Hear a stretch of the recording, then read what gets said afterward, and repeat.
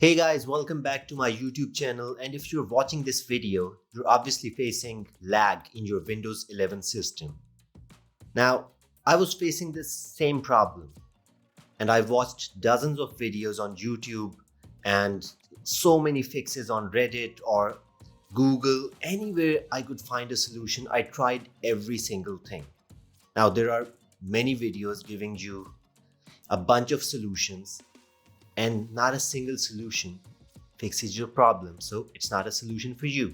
The solution that I found was pretty simple, and in fact it made me feel stupid because I was doing everything to fix that problem, but there was no problem at all.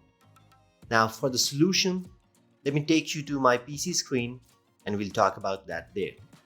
You just have to search for power and you will see choose a power plan here. Select that and you will see this screen where it says balanced, high performance or power saver. In my case it says AMD Ryzen because I'm using AMD Ryzen and I've selected this AMD Ryzen high performance.